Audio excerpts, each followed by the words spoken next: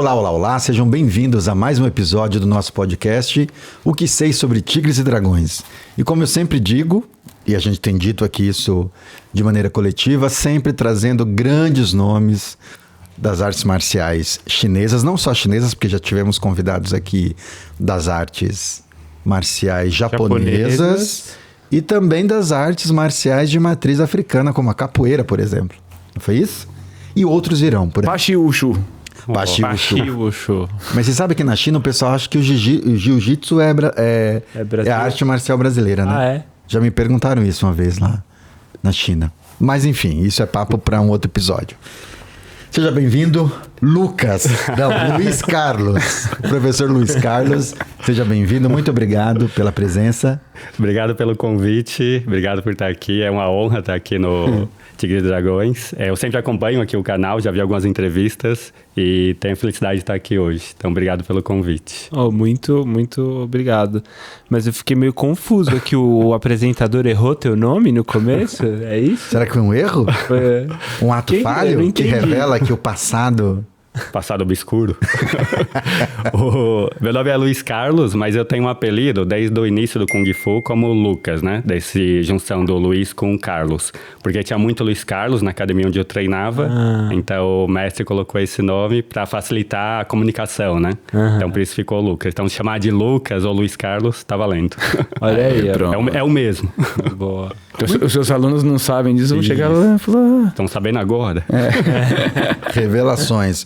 Rômulo, antes de eu fazer a leitura aqui da mini biografia do Luiz Carlos, do professor Luiz Carlos, Lucas, você quer deixar os recadinhos do coração? A gente melhorou, viu? Tá funcionando. Não, só queria dizer uma coisa aqui. Eu tô muito fashion hoje, que a minha meia aqui, ó. Câmera. O Márcio gosta disso. A minha meia está ornando com o meu Ifu comunista. Fashion eu não sei, mas tá dizem meio... que não... Eu tenho outra meia que tem tigres, eu vou vir no próximo O Esquadrão da Moda vai passar aqui, viu? Quero ver.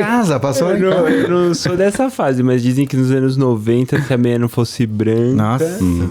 Mas você sabe que tem lugares ainda hoje que é assim, né? Então. A meia tem que ser branca. Sou dessa época. Tá vendo?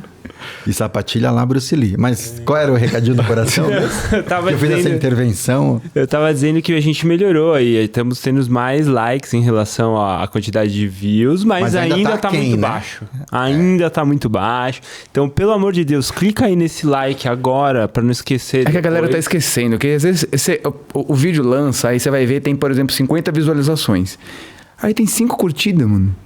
Como assim? Não é possível. Tem alguma coisa muito estranha. Agora a gente melhorou um pouco. Tá chegando perto de 20%. Mas 20% não é nada, né, gente? Não, mas eu gostei, Márcio, de uma pessoa que foi assistir o episódio, acho que a parte 1 do Mestre Amaral, que falou, eu nem assisti ainda, mas já curti. Boa. Deixou o comentário. Tá vendo? Tá funcionando. É isso aí. Entendeu o espírito. Muito obrigado, porque é isso. Vocês curtindo, outras pessoas vão ver esse vídeo aparecer na timeline deles, no feed deles. E aí dá a oportunidade de mais gente em conversar com a gente, né? Então a gente agradece muito vocês compartilharem, derem o like, se inscreverem no canal e apertarem o sininho. Sugestões de convidado também, a gente sempre tá... A gente tá catando sugestões, em tudo que a galera, a gente tá salvando, tá tudo ali. E tá articulando. Falando pra quem de anos 90... Pra quem sente saudade aí da internet dos anos 90, dos fóruns... Da internet dos anos 90 não, porque... então, mas tinha aquele negócio de fórum, lembra? Tá rolando no nosso... umas conversas muito interessantes nos nossos comentários. Tipo fórum mesmo. Ideias, discussões interessantes. Então, entra aí nos comentários e tudo muito respeitoso. Vale lembrar que é tudo bem respeitoso. Aí vamos manter assim, né? Virou uma pesquisa, né? Agora eu fui elogiar minha roupa fashion, mas eu vi, Márcio, que ó... Olha aqui. O que aconteceu? Rasgou, cara. Não. É as coxas do Shintaishi, entendeu? Rola isso. Ixi. Problema. Caramba, esse patrocinador aí tinha que mandar uma outra calça pra você. Dona Rosa? Será que a Dona Rosa assiste? Não. Tadinha, não, acho que não. Bom, vamos lá. Professor Luiz Carlos, graduado faixa preta, segundo Tuan de Artes Marciais Chinesas, pelo Instituto Liu Yinkei de Arte e Cultura Chinesa, faixa preta de Wushu esportivo pela CBKW, Confederação Brasileira de Wushu, ministra aulas de Kung Fu Wushu em academias e também atualmente é técnico de Taolu esportivo da Seleção Brasileira de Kung Fu Wushu. Fez intercâmbio para especialização em Wushu esportivo na China também. E, além de tudo isso, ele dá aulas de Qigong e coordena as iniciativas da Chinese Qigong Health Association aqui no Brasil. De maneira muito profissional, ele recebeu essa missão e tem tocado isso com excelência. Por que as risadas? Falo da excelência porque minha esposa Júlia acompanha as aulas e é uma dinâmica absurdamente intensiva, porque é ao vivo, mas às vezes o link não funciona, aí mudou o link, e aí o que funciona na China não funciona aqui, e aí onde que está o link? Enfim, tem todo um trâmite. Tem todo um trâmite que está a cargo do professor. Fui atleta da seleção brasileira, sendo campeão brasileiro, sul-americano e vice-campeão pan-americano. Disputou 2 mundiais e foi homenageado aqui em São Paulo na Assembleia Legislativa e também na Câmara Municipal, pelos serviços prestados à comunidade brasileira e pela disseminação das artes marciais chinesas. Acho que eu falei tudo, professor. Nossa, quem é esse cara mesmo? nem lembrava. Nem lembrava. Tem uma coisa que ele me mandou aqui que eu preciso ler aqui, que é um pouco pode ser uma declaração de princípios, tornando as pessoas mais seguras, fortes e equilibradas para viver um mundo melhor através da arte marcial e cultura chinesa. Esta é a minha missão. Isso. Uau, é um professor de excelência, hein? Viu só? É um professor de excelência. Muito bem-vindo, professor. Obrigado novamente pelo convite de estar aqui e compartilhar um pouquinho da minha experiência, do que eu passei no Kung Fu, do Wushu, da parte esportiva. E é isso, né? Assim, a minha missão, desde que eu comecei o Kung Fu, é tornar as pessoas melhores. Então, no melhor sentido que eu consiga, né? Desde a parte física, desde a parte mental, desde aproximar as pessoas do Kung Fu, da arte marcial chinesa, para elas entenderem um pouco da cultura da arte marcial chinesa e poder espalhar isso pelo mundo. Então, esse é o meu intuito. Independente de onde eu esteja, essa é a minha missão e é isso que eu carrego nos dias de hoje. E, professor, a tua atividade profissional, atividade que dá conta aí das funções de vida adulta, de pagar boleto, etc., é arte marcial. Sim, é o Kung Fu. Eu trabalhei já quando novo, né, assim, com 18 anos. Eu trabalhei com informática, com TI, mas quando eu fiz 18, 19, 2 anos que eu trabalhei, eu fiz um acordo na minha empresa para ficar só com Kung Fu. Então, desde lá até hoje, só trabalho com Kung Fu e o Kung Fu é o meu trabalho, a minha dedicação, é o que eu vou fazer pro resto da vida, né? Não me vejo em outra profissão que não seja arte marcial chinesa. Maravilha. E você mencionou na tua fala de abertura que o teu apelido tem uma vinculação com o teu início no Kung Fu, se eu entendi bem, com o teu início no Kung Fu, e que esse apelido foi dado por um mestre. Eu queria que você contasse um pouco pra gente como é que você começou no Kung Fu, por onde você começou, e se você teve, inclusive, alguma outra experiência com alguma outra arte marcial. Tá joia. Quando eu comecei o Kung Fu, na verdade eu não sabia, né, ainda o que era Kung Fu. Eu fui procurar porque eu via em filmes, acho que como a maioria, né, viu Bruce Lee, filmes de kickboxing, passava na sessão da tarde, Van Damme. Então eu gostava muito de chutes. Eu gostava, assim, de ver aqueles chutes, aqueles movimentos bonitos de perna, né, de saltando, chutando. Em que ano, mais ou menos? Eu entrei em 94 no Kung Fu, então nessa época, assim, entre 93 eu assisti um pouco, em 94 eu fui praticar. E 94 aí, que idade? Eu tinha 14 anos, mais ou menos. Acho que 14 para 15, isto. E quando eu fui procurar a escola, na verdade, fui procurar, assim, uma arte marcial. Eu não sabia ainda o que era Kung Fu. E eu me lembro, assim, que a primeira escola que eu entrei, ali próximo da Heitor Penteado, era uma escola que estava na moda o kickbox. Então, fui ver. Quando eu entrei na academia que eu olhei, tinha um professor em cima do outro fazendo abertura. Aí eu falei, não, aqui eu não vou ficar. Falei, que é isso? Eu vou fazer isso? Não. Mas tipo Aí, aquela cena do Jean-Claude Van Damme? Exatamente. Pé em cada... Exatamente. E um em cima forçando, eu falei, não. E o aluno gritando. Eu falei, não, você tá louco, eu não vou ficar aqui.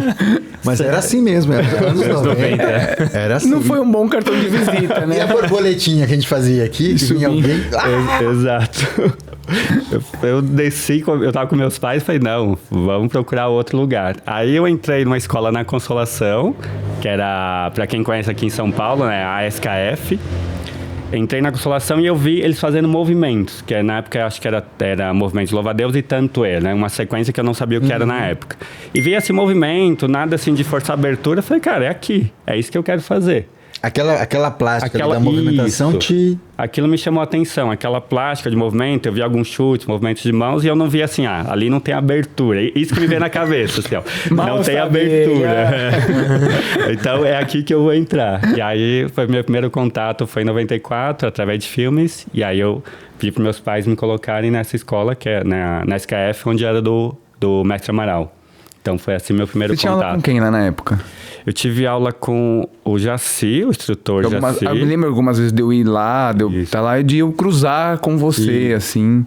E com o Skype, eu tive aula com o Skype, com o Maurício. Eu tive aula com o Renato, se for Renato.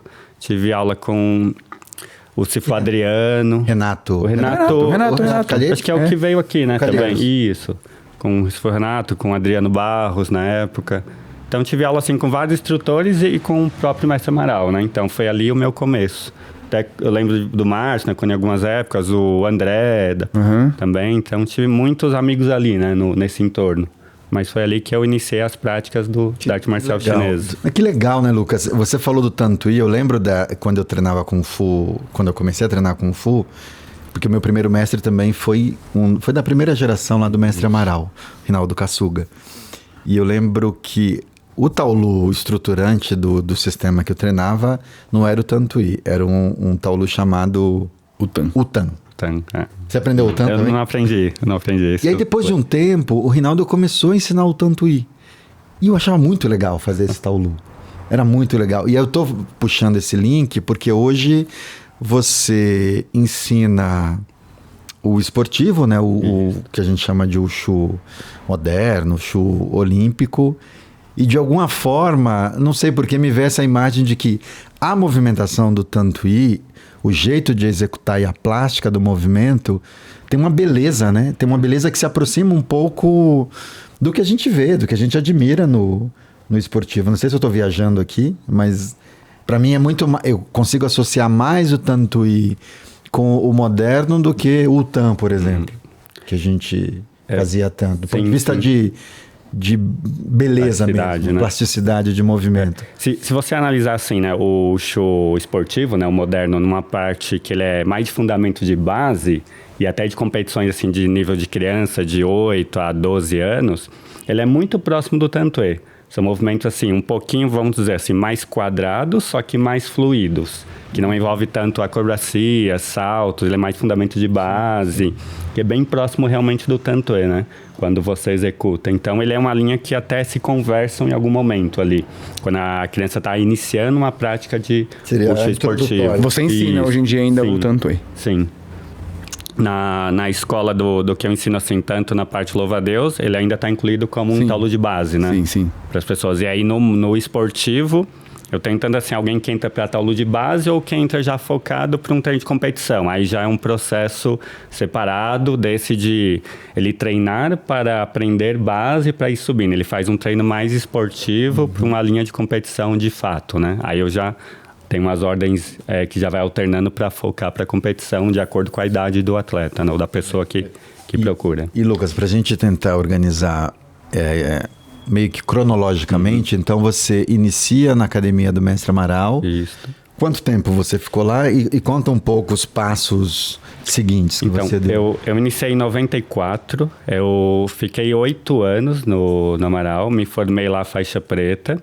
Eu fui, acho que, uma das últimas turmas de faixas pretas, né, na época que saiu. Porque o Amaral, ele tinha muito um conceito que ia muitas pessoas, assim, a faixa verde e poucos avançavam acima, né, da verde. Então tinha alguns instrutores azul, roxa, mas poucos avançavam. Então teve um grupo que treinava muito junto, então a gente fez uma formação de faixa preta juntos.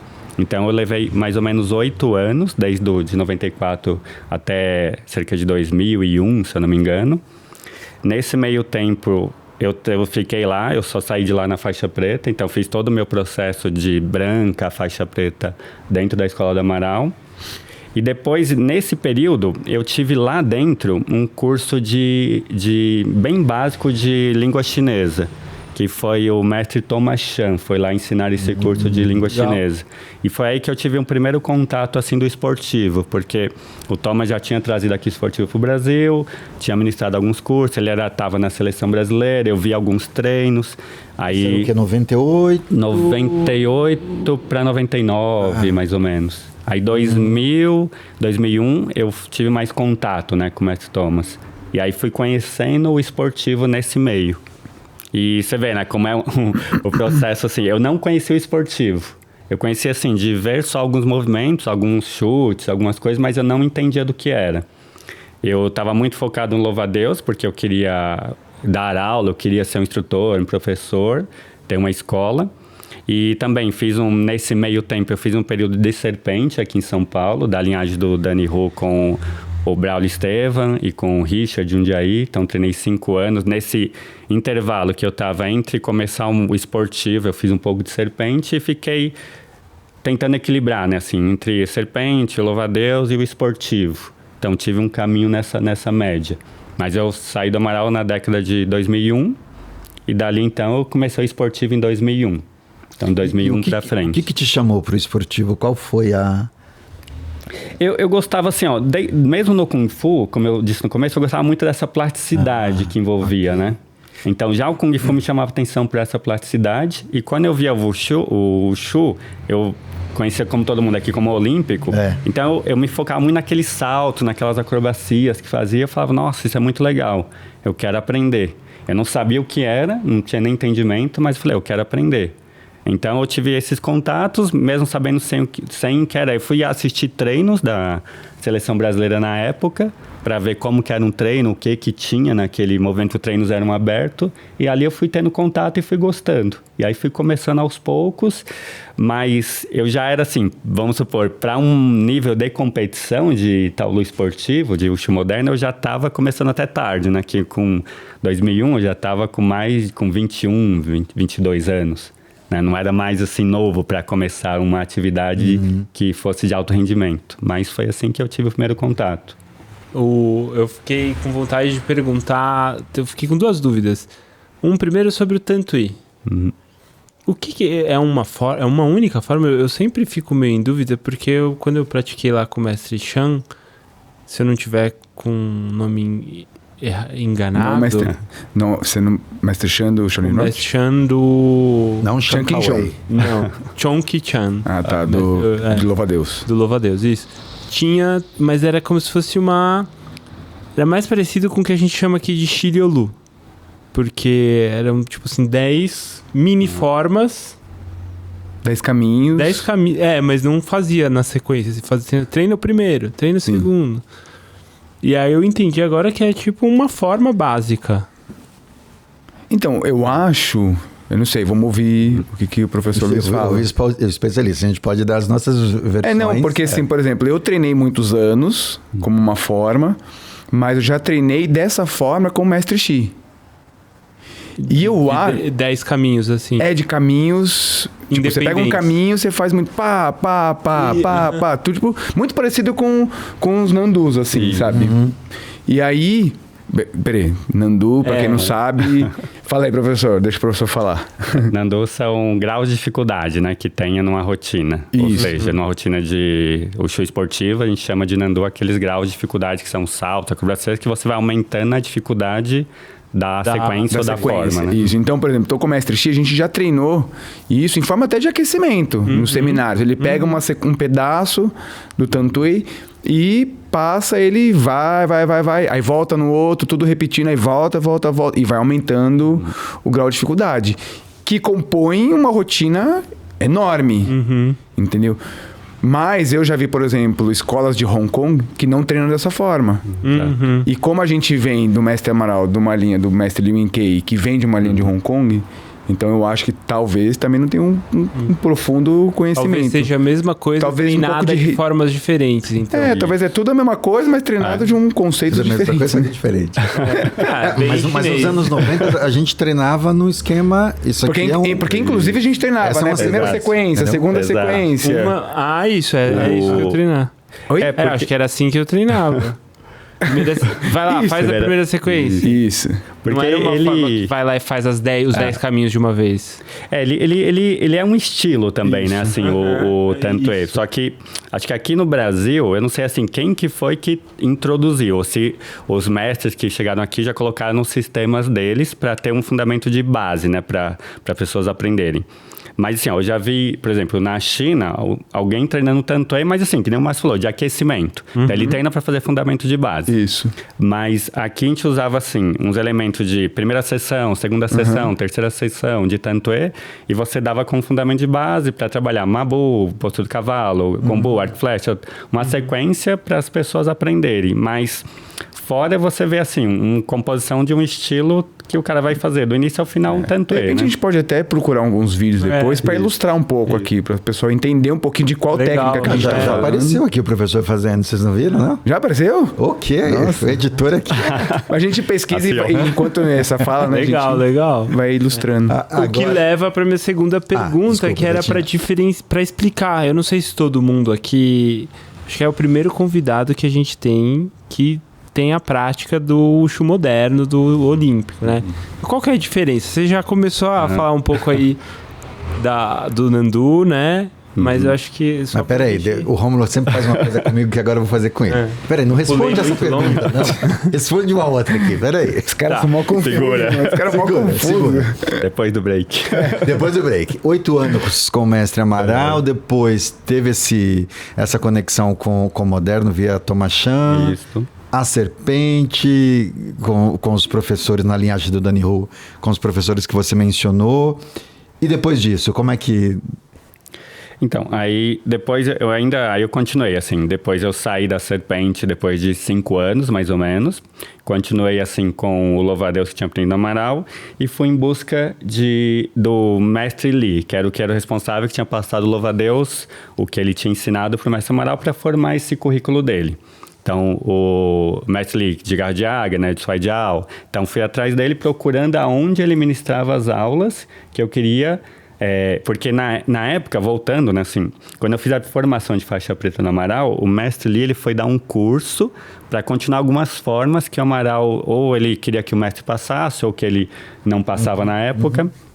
Então, o mestre Lee foi lá e passou uma forma de punhal duplo, passou um Dai Fan Che, que é uma das técnicas do louva-a-Deus. E eu gostei da abordagem. Então, eu falei, nossa, eu quero ir onde ele está, eu quero ir atrás dele e continuar a minha graduação com ele. Então, eu saí do Amaral nesta época e saí da Serpente para não conflitar mais de técnicas, né? Queria só mais conhecer. Então, foquei no louva-a-Deus antes de ir para o moderno. E aí, fui procurando onde estava o mestre Lee. E aí, eu vi uma escola em Osasco, que era do Wagner, do Sifu Wagner. E aí, me vinculei lá no Wagner, que eles estavam filiados ao mestre Lee, para eu continuar treinando louva-a-Deus e seguir o meu sistema do próprio mestre Lee. Então, eu fiz esse caminho. Mas tem episódio aqui, tem episódio já. Legal. Então, fui nesse caminho. E aí, lá, eu refiz todos os níveis de novo, né? Eu fiz mais ou menos 2 anos para realinhar no padrão que estava da escola. Então, realinhei de novo a faixa preta, voltei da branca, refiz todo o meu caminho, mas... Por saber alguma sequência, então foi um pouco mais rápido o processo. Eu lembro que eu levei 2 anos até voltar para o estágio do que eu tinha saído do mestre Amaral. Então, fiquei um bom tempo, aí, por algum outro fator... Você ministrou aula também na academia do mestre Wagner? Eu cheguei a ficar como auxiliar, né, dando algumas aulas, mas eu não era o instrutor, o professor responsável. Entendi. Eu ajudava em algumas aulas, né, mas eu ia mais para treino mesmo. E aí, o mestre Wagner acabou indo para um processo mais sozinho também, desvinculou do mestre Lee, e eu voltei no meu caminho atrás do mestre Lee. Aí até que eu vinculei direto com ele. Então, tive contato mais direto com ele e me filiei direto a ele. Então, o que eu ensino de louva-a-Deus é vinculado direto com o mestre Lee, E nesse caminho, quando eu me acertei aqui, eu estava paralelo já treinando o Wushu moderno com o Thomas, já estava em treino paralelo. Então eu subi o louva-a-Deus enquanto eu estava subindo o Wushu moderno, né, nesse período, o esportivo. Caracas, a gente tem feito algumas... Posso até chamar de revelações aqui por meio desses bate-papos, porque todas as conversas que a gente tem tido aqui, fatalmente a gente vai para o mestre Amaral... E aí também vai para o mestre Li, ou vai para o mestre Shan, enfim, Dani Hu, para os pioneiros aqui do ponto de vista da cultura chinesa, né? Chineses que de alguma maneira ajudaram a sedimentar o Kung Fu aqui. E te ouvindo agora, me ocorreu te perguntar o seguinte, nessa época que você faz a transição do mestre Amaral para o mestre Li, essa foi uma transição tranquila de ser feita? Porque eu fico pensando assim, o mestre Li era o professor do mestre Amaral. Sim. Nesse período, né? Sim, eles tinham um vínculo, mas ainda não era um contato, assim, era mais um contato de parceria. De parceria. Mas eles não estavam já vinculados ainda, né? Sim. Já tinha tirado o vínculo de ambos, né? O que eu ia falar é que, na verdade, não foi um pulo direto, né? Pelo que eu entendi. Isso, não foi direto da Academia do Mestre Amaral para o mestre Li. Isso. Do mestre Amaral, ele teve uma passagem na academia do mestre Dani Hu, depois com o tempo com o mestre Wagner, e do mestre Wagner que ele foi pro... Isso, exato. Aí eu fui pro mestre Li. Porque quando eu saí do Amaral, o que eu tinha em mente, assim, né? Eu não ia ensinar sobre a tutela do mestre Amaral porque eu não estava mais vinculado. Então, nesse período, eu não dei aula. Eu fiquei mais off treinando e fui procurando atrás aonde o mestre estava vinculado. Aí fui para o Wagner. Quando eu me associei com o Wagner que eles estavam vinculados, eu voltei a dar aula. Então, comecei a ministrar aula para não ter conflito, né? Claro, de interesse e falar, você está aqui dando aula para uma escola que você não é vinculado, enfim. Então, eu procurei. Aí, quando eu saí do Wagner, eu me oficializei com o mestre Li e eu continuei a ensinar só com a supervisão do mestre Li. Então, foi esse o processo. Esse caminho. E nessa época eu já treinava o esportivo. Que legal. Agora a pergunta do Rômulo. Não, eu só queria falar que eu concordei muito com a sua intervenção. Obrigado, bate aqui. Mas vocês são muito polidos, né, meu? Nossa, cara. RP, né? E hoje tem aula, tá? Então... Hoje eu tenho treino com ele. Saquei. E hoje eu treino... Hoje eu treino a raiz. Treino a raiz, beleza. Não, eu tinha levantado essa bola da gente diferenciar, de você explicar um pouco os conceitos do Wushu moderno, do Wushu olímpico, para quem não conhece aqui. Claro, muita gente que está no nosso canal sabe bem o que é, mas acho que é importante a gente pensar também. Sim. Acho que até já começando por isso, né? O Wushu olímpico, o Wushu esportivo, o Wushu moderno. Exatamente. Hoje, assim, né? Tem esses vários termos, né? Assim, que nem Wushu olímpico é um termo que todo mundo conhece, né? Se você fala assim, Wushu olímpico. Mas por que olímpico, né? Se o Wushu nunca foi olímpico. Então, o que me remete, assim, né? Que associou muito o Acrobrasil Saltos com a ginástica olímpica. Então, acabou associando assim, ginástica olímpica é isso, tem saltos, o Wushu tem esse, Wushu olímpico. Mas ele, de fato, nunca foi olímpico, né? Ele participou das Olimpíadas de Beijing de 2008 como demonstrativo, foi o mais próximo do adulto que chegou, mas ele nunca foi olímpico.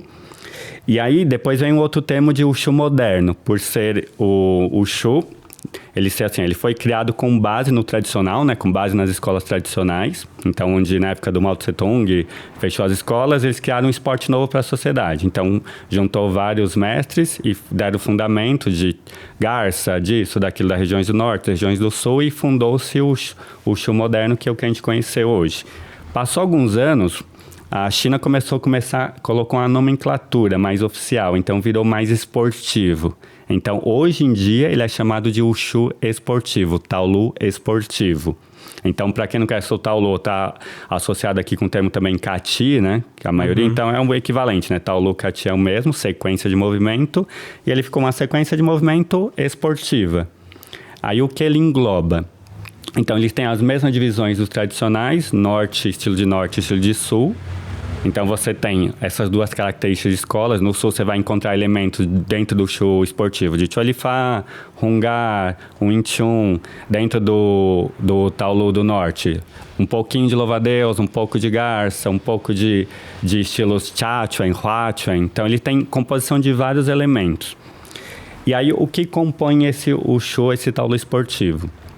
Ele nada mais é que uma sequência que a China padronizou e colocou alguns graus de dificuldade, que é o que a gente chama no Wushu esportivo de Nandu. Então você tem a sua técnica, que é baseado nesse conceito que eles criaram, né, de vários estilos.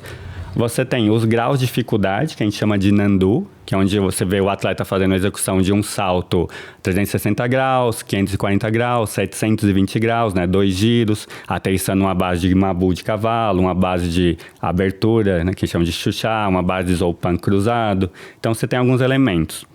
Só que, às vezes, né, parece assim, se você olha de fora, você fala, nossa, os saltos, é só encaixar lá uma corrida, encaixa um salto, isso é o Wushu esportivo. Mas não é, né? Às vezes parece você olhar quando você vê no alto rendimento, né, um atleta de alto rendimento praticando um Taolu. Mas por trás, o que ele vai ter? Primeiro, técnica. Ele tem um padrão lá para seguir. Segundo, ele tem esse grau de dificuldade, onde ele vai colocar mais. Quanto mais a rotação ele fizer, lógico, mais pontuação ele vai ter. Então, numa escala, se fosse para uma linha já competitiva, técnica, toda a técnica dele vale 5 pontos. Se o Mabu dele está, no caso do estilo do norte, não está no ângulo correto, 90 graus, ele vai ter um desconto. Então, esses 5 vai sair para 4,90. E assim vai deduzindo. Os Nandus, ele valem 2 pontos. Então, fecha 5 e 2 de Nandu, 7. Ou seja, 2 de grau de dificuldade. Então, no estágio de alta performance, ele tem que montar saltos e acrobacias que somam 2 pontos. Então, um exemplo. Ele fez um giro 360 graus e aterrissou em Mabu. Esse giro vale 0,20. Essa aterrissagem vale 0,10, ou seja, 0,30. De uma nota que compõe 2 pontos. Bem próximo do que a ginástica faz, né? Você vai incluindo elementos para dar 2 pontos. Então, tem 7. E 3 pontos de performance. Que é a velocidade dele, precisão, pontaria, força de golpe, direção de golpe. Se ele tem a pontaria, o golpe está na região certa, o punho está fechado certo. Então, ele tem todos os quesitos e compõe 10. Isso para um alto rendimento, o cara assim, top adulto. Mas lembrando, o Wushu esportivo, ele tem assim... A gente divide por grupo C, que seriam uma faixa etária que compõe crianças de 8 a 12 anos, que são movimentos bem padrão, básico, assim, Mabu, Gombu, ele vai fazer, não tem acrobacia, não tem saltos, ele vai fazer um negócio bem de base, para trabalhar a base dele, para ele estar começando a subir. Quando ele passa de 12 para 13 anos, entre 13 a 15, ele obrigatoriamente ele tem que mudar de nível. Ele vai aqui o que a gente chama de grupo B. Grupo B, ele é um Taolu já maior, então esse Taolu de grupo C, ele tem mais ou menos quase todo o pradão dele, 50 segundos. Quando ele sobe para um grupo B, já sobe para um Taolu de 1 minuto e 20, e aí já coloca alguns graus de dificuldade, algum desses Nandus, saltos, alguns chutes, alguma acrobacia. Ele chegou em 16, ele faz essa escala de 13 a 15, mais ou menos, com 16 até 18, ele sobe para o grupo A. Grupo A aumenta um pouco mais o grau de dificuldade. Então, aqui ele está no grau básico, aqui ele aumenta um pouco, aqui aumenta um pouco a dificuldade. Mas esses 3 níveis, tanto o grupo C, grupo B e grupo A, eles são formas que a gente chama de compulsórias. O que seria? Uma forma padronizada. Você vai aqui no Brasil, é a mesma forma. Você vai na China, é a mesma. Você vai nos Estados Unidos, é a mesma. Você vai na Índia, é a mesma. Ou seja, eles fizeram um padrão para ser competitivo com o mundo. Se vai um atleta chinês, nessa categoria, ele vai fazer o mesmo que um brasileiro vai fazer. O que vai decidir quem é melhor de performance e quem é melhor de técnica. E a compulsória, ela só está dentro desse terceiro nível do grupo... Ele está nesses 3, no C, no grupo C, no grupo B e no grupo A. Em todos os níveis tem compulsória. Só que são Taolus aqui no C de 32 movimentos. Saquei, beleza. No grupo B, ele vai para uns 42 movimentos. No grupo A, vai para uns 60, 70 movimentos. Agora. Ele aumenta a quantidade, mas todos são movimentos padronizados. De mão, no caso do norte, espada do norte, facão, bastão do norte. No caso do sul, são 3. Mãos, Nangun, que é bastão do sul, Nandao, facão do sul. Então, no sul tem 3 e no norte tem 5. Mãos livres, que chama Chanchan, punho longo. Dao Shu, arte do facão. Jian Shu, espada. Qianshu lança e Gunshu bastão. Então ele tem 5 e aqui esses 3 elementos.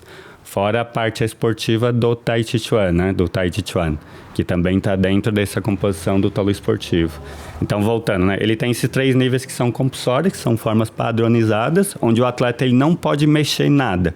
Ele tem que cumprir exatamente o que está ali. Eu não posso falar assim, eu gostei desse Mabu, eu vou tirar daqui, quero um Mabu mais ali na ponta. Não dá. É um padrão. Tem que ser daquele jeito. Isso, igual as escolas tradicionais, é um padrão. Você não altera. Você pode pôr sua performance, mas você não altera. E esse, ele fecha assim, não sei se estou falando muito rápido, né? Ele fecha qualidade, 5 pontos, e performance, 5 pontos. Então, nesses compulsórios padronizados, a nota é de 10. Ele não tem nota de grau de dificuldade. É nota 5 de qualidade técnica e nota 5 de performance. Então, se eles não teve erro de qualidade técnica, ele tem 5. Aí a performance dele é o que vai decidir quem ganha. Se ele tiver uma performance lá, 3 pontos, ele vai para 8, tem 4, ele vai para 9 e assim sucessivamente. E cada árbitro avalia um quesito ou não? É que o esportivo, a divisão, ele é um pouco assim, um pouco diferente do que faz a divisão nossa aqui do tradicional. Então ele tem uma bancada de mais ou menos assim 11 árbitros. Então ele fica todos enfileirados, eles não dividem nas áreas, fica 11 árbitros. E fica aqui acima um inspetor-chefe. Então tem um inspetor-chefe que está vendo todo o andamento da competição e 11 árbitros.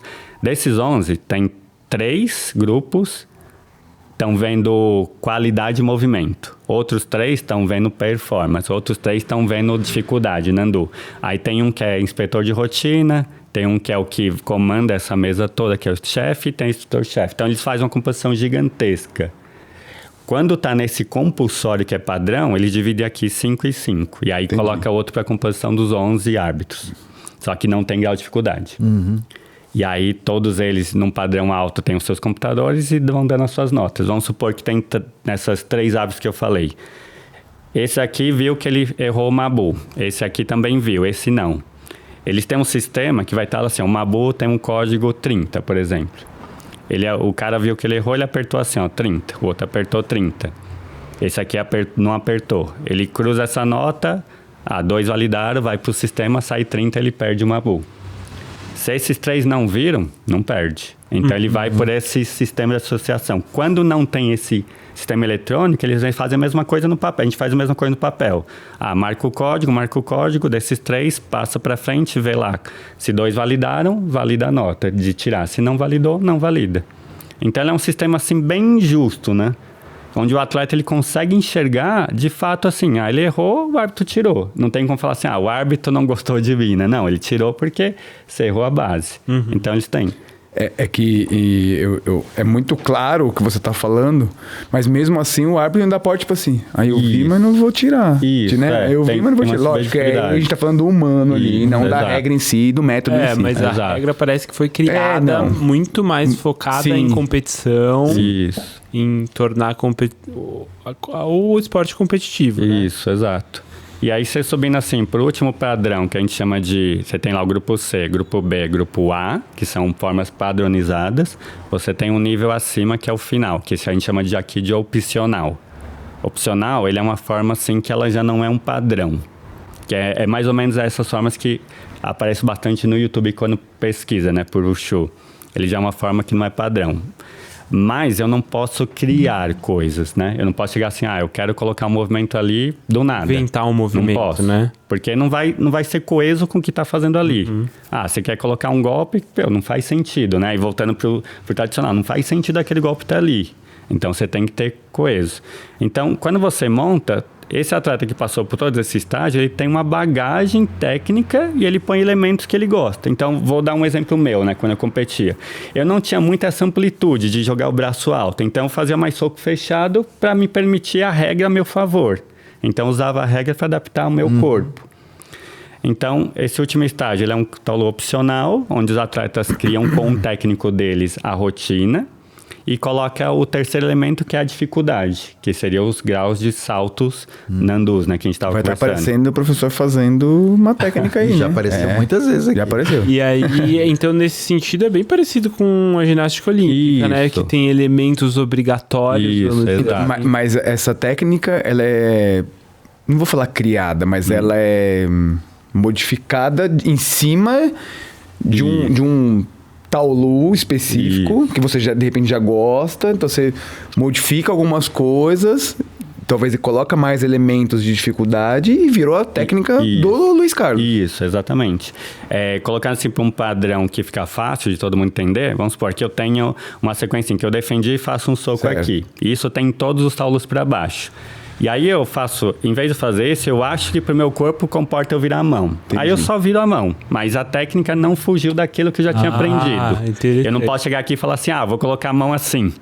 Cara, não tem fundamento, né? Você fazer uma mão aqui não tem fundamento porque tudo que você aprendeu para trás, você tem que usar em algum momento. Então, ele tem combinações que já são pré-determinadas porque você já aprendeu nos outros taolus de base para trás e você vai, tipo um Frankenstein, né? Você vai montando, assim, montando sua sequência para deixar ela fluida e como tem que ser no ritmo. E aí você... Além de fluir, você coloca só os seus elementos de dificuldade que você consegue fazer. Vamos supor que hoje eu consigo fazer salto nível A, que é o que a gente chama de 360, com Mabu. Então, você vai colocando esses elementos. Daqui 3 meses eu consegui fazer um giro e meio. Eu troco, coloco um giro e meio porque ele vai valer mais nota. Só que para uma rotina fechar esses 2 pontos... Vocês vão ver assim que num vídeo, o atleta tem que executar mais ou menos 6 a 8 saltos. Então, por isso que quando o cara começa um taolu esportivo de alta performance, você vê que é um padrão, não. Ele faz uma sequência de movimento, ele corre para lá, faz uma sequência de salto, volta com a sequência de salto, faz mais um aqui, depois só movimento. Por quê? Porque o salto exige muito do atleta. Ele joga mais pro começo. Ele joga pro começo para ele ter essa continuidade. Se ele joga da 3ª, 4ª pro final, ele não consegue cumprir. Porque ele vai fazer movimento e intensidade, ele vai estar cansado, chega lá e não consegue cumprir aquilo. Então, todos os atletas fazem essa estrutura. A forma é dividida em 4 etapas, eles põem as 2 primeiras com um salto de dificuldade, em pouco movimento, 3ª e 4ª, um monte de movimento, para poder fluir. Viu alguém fazer diferente disso? Já, e não dá muito certo. Já, não dá muito certo. Mas a minha pergunta é se você viu alguém fazer diferente disso e dá certo. Eu acho que num padrão só a China. Só a China. Só a China. Só a China. Porque lá o esporte é profissional, né? Então eles têm outro patamar nível, mesmo. E aí, só falando nisso, eu queria falar, bom, pelo menos dos expoentes, né? Que a gente conhece aqui no Ocidente. Tô falando do Jet Li, que vem do... Acho que o Donnie Yen também, né? Também, tem um pouco. E o Jet Li é o principal porque o Jet Li foi integrante do time de Beijing de Wushu moderno. Então ele foi diversas vezes campeão de taolu de facão, né? De Wushu moderno. E ali o Bin, né, achou ele para levar para os Sims, porque ele era muito bom naquilo. Então tem vídeo deles até pequeno, né? Também. Fazendo essa forma de chanting, dar o show do Jet Li quando criança. Tem bastante vídeo dele, né? E é muito bom. Desculpa. Não, aquele filme Templo Shaolin, que a gente já citou várias vezes, tem um monte de atletas. Exato. Wushu, né? Além do Jet Li, né? Eu tô puxando a abertura de um deles, da parte 2, é uma galera fazendo trechinhos dos taolus de Wushu moderno. Eu só puxei esse tema do Jet Li aí, porque às vezes, talvez você não conhecia todo esse conceito do Wushu, mas você tem uma aproximação, você conhece um expoente, tá vendo na TV, não sabe, né? Mas é muito legal. O Jet Li é o maior expoente, assim, do Wushu esportivo, né? Tanto é que num dos mundiais ele foi, no mundial estava lá presente, né? Porque ele é muito ligado, né, nessa comunidade. Tanto do Tai Chi quanto do Wushu esportivo. Então ele estava em um dos mundiais. Não, e essa coisa que você fala da plasticidade do Wushu moderno, quem assistiu Máquina Mortífera, acho que 4, que é o Jet Li, faz um vilão. Cara, a maneira que ele atua... Bom, ele não é um bom ator, né? Assim, sim, exato. Do ponto de vista de... Mas, do ponto de vista de movimentação, cara, é muito bonito de ver a coreografia que ele faz e a presença dele no filme. Então, acho que tem isso que você trouxe aí da belezura do moderno. E aí eu me lembro também que quando o Wushu moderno chegou, assim... forte aqui nas competições, eu lembro que na época eu ainda fazia garras de águia e eu lembro que foi uma febre, né? Tipo, foi uma E era bonito de ver, e eu me lembro que a gente na escola ficava treinando umas coisas lá. De chute, essas coisas mais performáticas. Assim, eu lembro que aqui no Brasil, em São Paulo, lançaram uma revista que tinha umas sequências de... uma revistinha capa amarela, não me lembro agora. Eu lembro que por meio dessa revista a gente ficava meio que treinando algumas coisas de Wushu moderno. Eu lembro de apresentação. Acho que você fazia parte de um time de atletas que sempre se apresentavam nas aberturas dos campeonatos. E era demais. Mesmo só ver a sequência de chutes, a gente já ficava ali, nossa, que legal. E aí, enfim. E hoje é perceptível a evolução, né? Sim. Desses giros todos que você mencionou. Eu lembro que lá atrás a condição do atleta brasileiro era muito pequena ainda, né? Muito precário. Que a gente via nos vídeos de fazer o famoso rabo de tigre e dar o... Imagina, você não via isso aqui. E hoje você vai nos campeonatos... Anos atrás era muito precário, assim. Mesmo quando eu comecei na seleção, a gente nem entendia da regra, não sabia o que era esses nandus, não sabia fazer, a gente não tinha essa facilidade. Então aqui o esporte, o Wushu, ele evoluiu muito mesmo. Então os brasileiros, assim, conseguem bater de frente em campeonatos, assim, pan-americano, com os Estados Unidos, que é um time forte, a gente consegue vencer, consegue estar próximo. Com alguns europeus fora, a gente consegue estar próximo. O que é mais difícil ainda, assim, é bater a Ásia, né? Bater a China, principalmente bater a Ásia, porque é outro mundo, né? Mas os atletas evoluíram muito. Legal. Por Márcio não chorar, faz pergunta aí, Márcio. Não, é que... não, é porque você tá falando... Eu tô com uma outra pergunta aqui, você já ia lançar. Você tá falando... Não, você tá falando dessa época que lá via os filmes, tudo, e aqui acho que talvez sempre foi o desejo de muitos praticantes, né? De pelo menos... voar um pouco, né? E quando eu saí do Mestre Amaral, eu tive uma pequena passagem com o Mestre Wang Xiaopo, lá em Brasília. Deve conhecer ele. E até o Nilson Carvalho que me ajudou, foi comigo lá para Brasília. E... enfim, mas depois eu não segui, porque na verdade eu queria dar continuidade no tradicional. Mas eu tive uma passagem ali. E realmente, eu acho que o moderno, a parte de sistematização dele, ela é muito prática, né? Sim. Ela é muito prática, inclusive de você conseguir traçar um plano para aquele atleta, né? Sim, exato. Né? De você falar assim, bom, você vai ficar aqui, né, com essa idade de 13, 14 anos, vamos treinar isso aqui, daqui 2, 3 anos a gente faz isso para te preparar lá para frente, né? Talvez eu acho que até, inclusive, acho que por isso que o termo Wushu esportivo, ele se enquadra muito bem nessa preparação a médio prazo, né? Exato. Para um atleta, né? Ele teve bastante essa evolução, né? Aqui os atletas, ele nessas últimas décadas, eles começaram a entender esse processo, né? Antes, ele era muito assim, ainda como mais um taolu, né? Mais uma sequência para aprender. Depois ele foi modificando, os atletas foram treinando mais específico, foi treino só de Wushu esportivo, foi separação. Antes treinava muito dentro das escolas de tradicional também. Então ele foi começando a criar um processo de entender que precisava, para aquela evolução, você realmente treinar com um plano, né? Ser um atleta. Então passar por esses grupos para você chegar evoluindo lá em cima. Então, de fato, precisava. E moderno, por isso ele é mais prático, né? Porque você vai passar por esses elementos, então você tem uma carreira assim para o atleta. Ele chegou com 12 anos, então você já sabe que com 12 ele vai treinar até isso aqui, com 15 ele vai subir para esse nível, com 18 aqui, tentando pensar no plano de carreira dele para futuro, para ele ser um atleta de ponta daqui a X anos. Se ele não pular etapa, se ele não desistir, né, no meio, então você tem um planejamento bom de tempo, porque você vai contornando pelos taolus. Então, você não consegue, assim, estar com um atleta de 13 anos num taolu que ele está no grupo C inferior, porque ele não vai competir mais, não tem como. Então, a regra já não permite. Então, a gente vai se adequando em cima da prática esportiva mesmo de alto rendimento. E isso, assim, como eu vim também do Louva-a-Deus, isso teve muitos conflitos aqui, né? Com escolas tradicionais, escola esportiva, de o que é o que. Mas, assim, o Wushu esportivo, quanto tradicional, eles fazem parte do Wushu, eles fazem parte do globo, do total.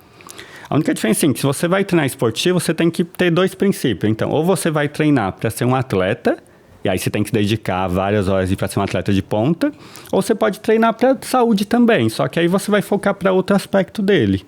Só que se você quer um treino de atleta, você vai ter lá 3 horas treinando, você vai gastar planejamento, você vai ter que fazer um fortalecimento de musculação, você vai ter que seguir uma nutrição. Então, você tem que seguir como um atleta. Então, é isso, por exemplo, que eu queria esmiuçar um pouquinho mais sobre a prática esportiva. Porque, por exemplo, vamos supor que você, professor Luiz, tá? Não ensinasse o tradicional.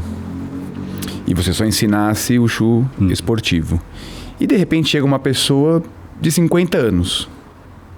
Tá? Eu estou contextualizando aqui para você entender o que eu quero dizer. E aí, talvez aquela pessoa de 50 anos que nunca praticou nada, talvez precisa praticar uma atividade, enfim, por qualquer motivo, né? Ele não consiga acompanhar um treino do Wushu esportivo. Não estou falando que você vai adaptar para ele, do Wushu esportivo. E onde eu quero chegar...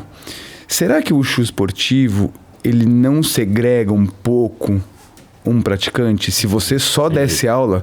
Porque, de repente, esse aluno hoje, se ele chegar para você não vai ensinar para ele já, certo? Exato. Você vai ler do beabá, quando eu digo do tradicional, você não vai pegar um Nandô para ele e vai ensinar. Então, eu quero dizer que é uma reflexão, tá? Sim. Talvez, se você viver só do Wushu esportivo, talvez você não conseguiria viver só... da arte marcial em si. Sim. Por conta de segregar mesmo. Sim. Entendeu? Faz sentido isso? Sim, não, faz total sentido. Pra mim, assim, ele é claro, né? Isso depende muito de pessoa para pessoa, né? Mas pra mim é claro. O Wushu, pra mim, ele é um esporte para alto rendimento. É óbvio, assim, que se a pessoa quiser treinar, vamos supor, eu vou dar aula, quer treinar comigo, esportivo. Ele quer treinar, eu posso adaptar, mas ele já não vira esportivo. Ele já não vira de alta performance. Eu posso adaptar, assim, ele não vai fazer o chute. Mas aí, se ele não virou de alta performance, você pode considerar que ele pratica o Wushu esportivo? Posso considerar que ele pratica o Wushu esportivo, só que adaptado. Só que aí vai muito assim para uma questão mais profunda, porque né? Quando eu entendo assim do Wushu esportivo, eu tô entendendo que o cara vai para uma competição, tá visando rendimento, ele quer medalha. Então, mas assim, ó, quando a pessoa, por exemplo, entra lá para treinar comigo, ela fala assim, putz, eu vi lá o Wushu, quero conhecer e já é adulto. Eu vi o Wushu num vídeo, sou esportivo, eu queria fazer isso aqui. E ele vai, vamos supor que ele tenha já 30 anos. Aí eu falo, Caraca, 30 anos é jovem. Não, é jovem, depende, então. É 47. Jovem. Tá bom, 47. E a professora de Shen. Ixi. Vamos ver se vai dar. E ele chega assim, então, a primeira coisa... Desculpa, a gente podia ter esses momentos, né? Eu vou lá fazer uma aula. A gente pode fazer vídeo que a gente põe no vídeo. Eu queria ver você fazendo... Tem com o pai dentro. Vocês vão se surpreender, audiência. Mas melhor que muito jovem, né? E ele chegou, então, o que eu sou, assim, ó, eu sou realista com a pessoa. Então, falar assim, ó, esse aqui é um sistema que ele é esportivo, então ele exige isso aqui. Se você quer fazer esse taolu, ele é com esse salto, com esse movimento. Eu posso adaptar para você. Eu explico. Você fala, entendi. Fala, vou puxar essa linha, ele é esportivo, ele tem isso, esse é um padrão. Essa forma é um padrão que envolve essa acrobacia, esse salto, essa estrela sem mão. Não tem como você não fazer se ele exige a estrela sem mão. O que eu vou fazer? Você vai fazer estrela com as duas mãos. Então, você vai substituir. Só que você vai entender, ó. Isso já não é alta performance. Se você quer competir, você já vai ir para a competição devendo nota. Por quê? Então, tem uma forma assim padrão onde tem uma estrela sem mão. Se ele não fez, já tá. Se ele não fez, ele apoia as duas mãos, ó. Vamos colocar aqui uma regra, né? A regra, ela fala assim, ó. Você pôs as duas mãos, é considerada uma queda. Você perde 0,30. Você põe uma mão, 0,20. Então, se o cara faz uma estrela no Wushu esportivo, onde ele tem que fazer sem a mão, com as duas, é como se ele estivesse em pé e caísse no chão. É igual. Então, fica claro assim, ó. É só o professor ser realista, ó. Isso aqui, se você não fizer, você vai perder. Se você quer ir para a competição, você já vai estar devendo nota. Mas é possível? É. Você vai treinar, só que você não vai ter um alto rendimento. Você vai estar lá competindo, só que você não vai conseguir disputar para cima. Você vai estar sempre nesse nível aqui, não tem como. Pela idade, por vários fatores. Agora, se você, mesmo assim, ó, que nem eu, um exemplo, eu entrei com 21 anos. Pô, eu já estava tarde para o Wushu esportivo. Eu vou ter meu auge na seleção com 28 para 30 até 32. Mas por quê? Porque eu fazia fortalecimento, eu tinha uma preparação. É isso que eu ia falar. Eu tinha todo o conceito já assim, de um atleta profissional. Você sabia que você começou um pouco mais tarde, você teve que correr atrás de uma preparação física. Exato. Então tinha que fazer musculação, condicionamento físico, abrir mão de muitas coisas para poder competir. Porque eu queria chegar no alto rendimento, eu queria chegar na seleção, queria competir fora. Então abrir mão de umas coisas para competição. Então a pessoa precisa entender que mesmo se ela tem um pouco de idade que ainda permite, ela vai ter que abrir mão de muita coisa. Não vai ser, ela não pode vir um treino assim de praticante, eu falo. Ó, ela vai treinar 1 hora. Cara, esquece. Que não é diferente de nenhum outro esporte de alto rendimento. E eu gosto muito de falar isso, Lucas, porque assim, eu adoro ser treinador. Não tô falando de Shifu, não. Eu acho muito legal treinar a galera pra competir. Eu super incentivo. Eu gosto de treinar as pessoas pra performance mesmo, fazer um plano, ciclo de treinamento. Eu acho muito legal. Mas eu também entendo que quando a gente fala da competição em si, do Wushu esportivo, às vezes a gente fica no meio do caminho que o cara deixa um pouco de ser um artista marcial, né?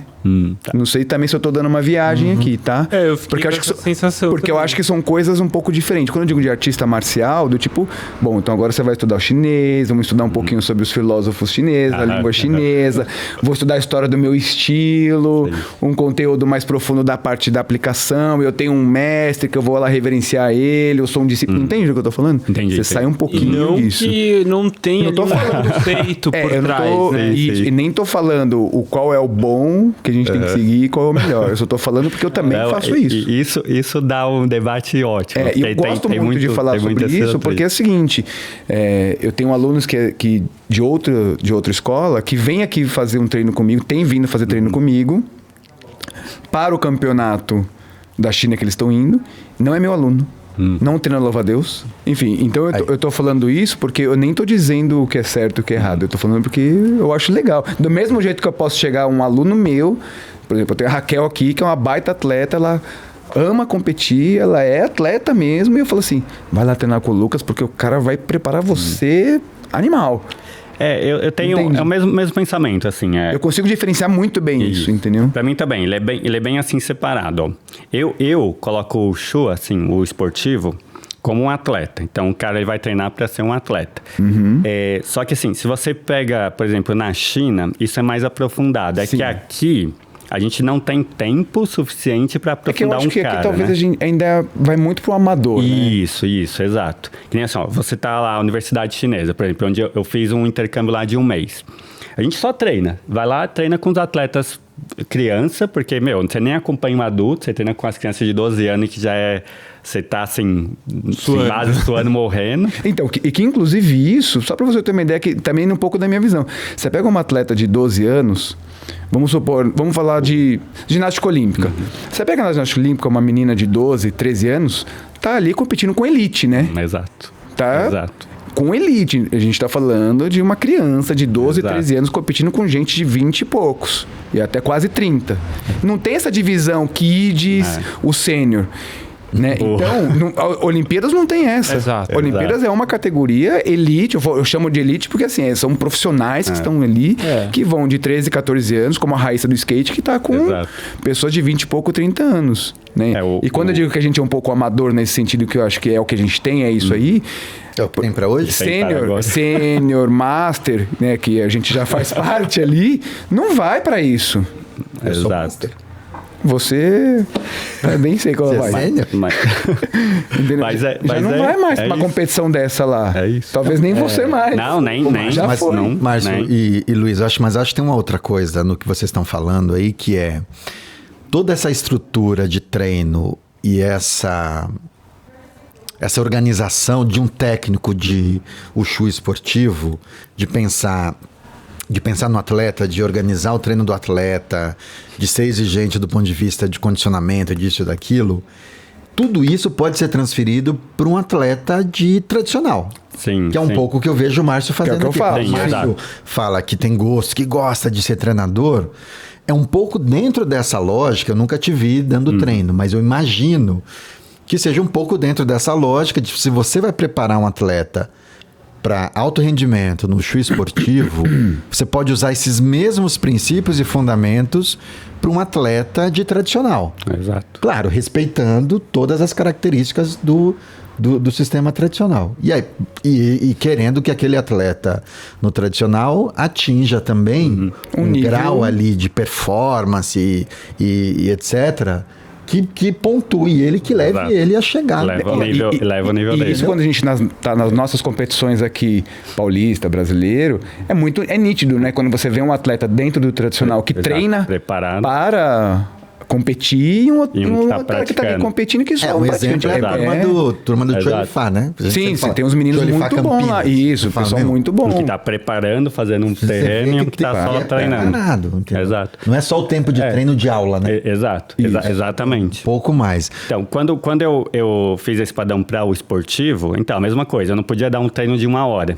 Então, assim, os que treinavam no grupo, quem estava treinando para competição, e na época quando eu treinava também para competição, 3 horas. Então, você separava um bloco de 3 horas para poder fazer toda a parte que precisava. Legal, E aí, atleta. ótimo. E aí, assim, cabe ao treinador orientar todo o processo dele. Aí vem muito no que você falou, né? Assim, ó, ele não vai muito atrás, assim, da parte cultural. Ele não vai muito atrás disso, mas ele precisa entender os fundamentos do que ele faz. Tem um conteúdo técnico que ele precisa saber. Ele precisa saber isso para poder evoluir e crescer. Só que é diferente assim de um estilo tradicional. Ele não vai atrás da cultura, ele não vai porque o tempo dele é para treinar. Então ele vai ter que focar se ele quer chegar no alto rendimento lá. Mas o treinador tem a função assim de estar correndo todo esse batidor e preparando o treino, periodização, indicando para ele ir para nutrição, indicando ele para fortalecer, fazendo todo esse processo para ele chegar no alto rendimento. Se ele não fizer essa parte, cara, ele não vai subir. Ele vai subir até um limite e pronto. Então não tem como. É como pegar assim, ó, eu tenho um aluno tradicional que vai para um festival, vai para um evento do nosso mestre e eu falo, cara, vamos treinar, agora você tem que fazer isso aqui, tem que seguir um cronograma, vamos fazer tantas repetições, vamos fazer tanto disso, ó, Inter a gente vai fazer aqui, nesse mês é isso, porque não dá pra fazer um treino normal, aí tem que ser um treino mais focado, igual o esportivo. Então é a mesma linha, né, assim, falando, só que... Mesma lógica. Mesma lógica. Mesma E- lógica. Só que, de fato, assim, o cara vai ser um atleta, ele não vai se envolver com a cultura, ele vai ser um atleta. Ele vai ter que focar o principal para aquilo. E para mim, assim, é claro, se você me perguntar assim hoje, o que é o Wushu esportivo? Cara, um esporte de alto rendimento. Para mim é isso. Legal. Bom, eu acho que a gente vai ter que gravar o episódio 2 com você. Certo, Marcelo Augusto Romo? Não, mais do que com certo, certeza. porque... Eu primeiro que eu adoro falar sobre isso, porque eu gosto do show... Do show moderno, eu gosto muito legal, porque acho que tem uma coisa de performance que eu acho onde as pessoas que gostam de competir no tradicional deixam um pouco de lado. Seria uma combinação boa. Isso, entendeu? Não tô falando que o cara tem que incrementar os saltos, não é isso. Tô falando de preparação mesmo, sabe? Precisão, né? Não, de preparação. Tipo assim, bom, eu vou dividir meu treino em 2 partes. De manhã eu vou fazer um treino de cardio, vou fazer um treino de força e depois eu vou lá treinar a parte técnica, entendeu? Porque para atingir um nível legal de competição, seja até num Shen, cara, como que você faz um Lao Jiarlu que exige tônus pra caramba, se você não treina um tônus, se você só vem aqui 2 vezes por semana treinar 1 hora com você? Não dá. Sim, competição é uma competição, Falando, né? pra atingir um nível que a gente sabe que tem que ter. Você não consegue, entendeu? Então já fica... Vamos... O convite tá feito, eu acho, já, né? Audiência, vai ter uma parte 2 aí com o professor Luiz Carlos em breve. Será que cabe mais alguma pergunta ainda? Porque acho que as perguntas todas que a gente fizer aqui vão levar a gente Vai pra uma reflexão. mais 1 hora de E papo. o professor Luiz gosta de trocar ideia, gosta de falar, então... Eu falo um monte. Muito bem, muito bem. Professor, muito obrigado pela presença. A gente tem uma série de perguntas aqui para te fazer ainda. Muito legal, né? Deu pra entender coisas muito interessantes. Com certeza. Do Wushu moderno, do Wushu esportivo. Aprendi agora. Então já fica aí o convite para todos vocês que vai ter mais papo sobre o Wushu esportivo, sobre o Wushu tradicional, sobre CBKW, sobre o Wushu nas Olimpíadas. Porque a gente falou sobre a CBKW porque o professor Luiz faz parte Exatamente. do corpo técnico do CBKW. Wushu esportivo, certo? Não falamos de Ticum. E tem Ticum ainda pra falar. Tem coisa Ou pra seja, caramba, hein? Tem muito papo, muito O papo. Rômulo também tem informação pela Ticum Health. Ó, que A legal. mesma. Legal. Foi pela CBKW na época também. Que legal. Então é isso. Já curtiu, já compartilhou, já Comentou. ativou o sininho e comentou? Então tá aqui nosso Pix pra você fazer um apoio mais encorpado. Pela beleza da roupa do Gil hoje, aqui vocês Meias. façam um pix combinando. pra ele poder comprar uma meia. E no próximo episódio vocês vão ver a meia que eu vou estar, hein? Boa. Prepare. A gente podia vir, né? Um esquema meia Vou diferentona, trocar minha né? meia agora. Boa, isso aí. Obrigado pelo convite aqui novamente, por explanar um pouco aqui sobre o Sul Esportivo, pelo show, né, de modo geral. Espero que todo mundo assista aí, que goste e estou à disposição aí para voltar em breve aí quando a gente encaixar aí isso tudo. Legal. Mas tem bastante Muito papo legal. aí para falar. Muito bom, gente. Valeu. Obrigado. Obrigado.